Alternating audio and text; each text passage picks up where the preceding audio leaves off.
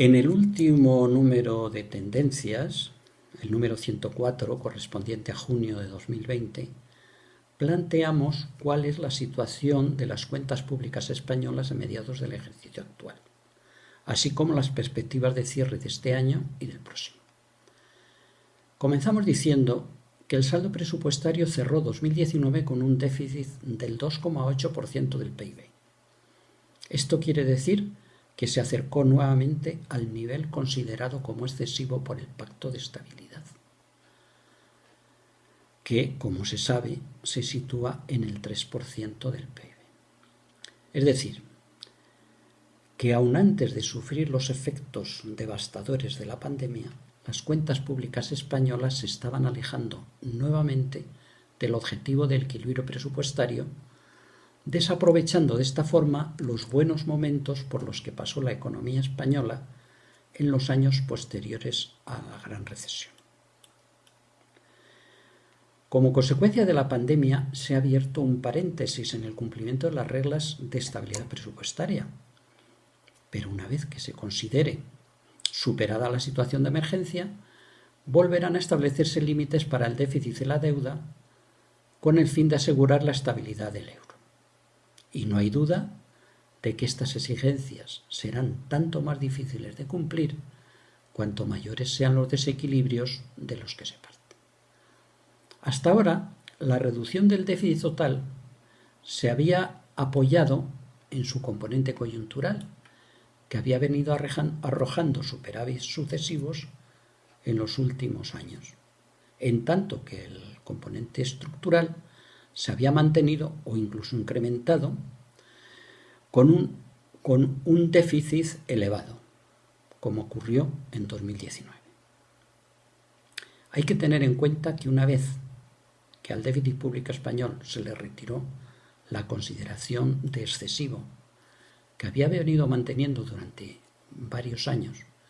y se pasó al denominado componente preventivo del Pacto de Estabilidad, el objetivo era la eliminación del componente estructural del mismo.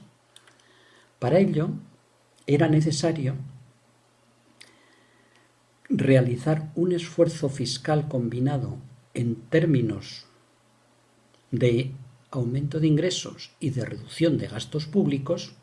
ambos de naturaleza estructural, por el equivalente de al menos 0,5 puntos de PIB por año.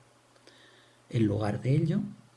este componente del déficit total se deterioró en casi 2 puntos de PIB solo en 2019. Deterioro que pudo ser compensado, al menos en parte, por el superávit que arrojó una vez más el componente coyuntural. Pero con la caída actual del PIB, el componente coyuntural ha cambiado de signo y ha pasado a arrojar un déficit que estimamos en no menos de 5 puntos del PIB, ya para el ejercicio actual.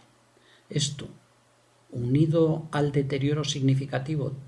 del ya de por sí elevado componente estructural, nos lleva a prever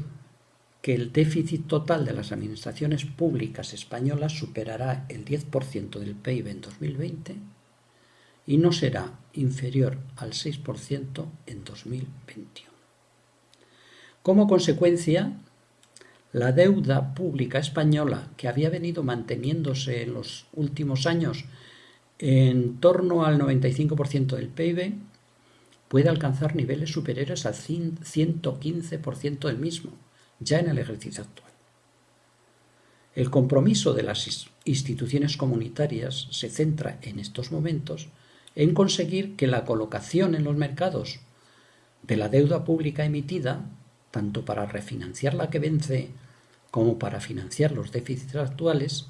no genere efectos adversos, como ocurrió en la crisis anterior, en forma de aumentos incontrolados de la prima de riesgo.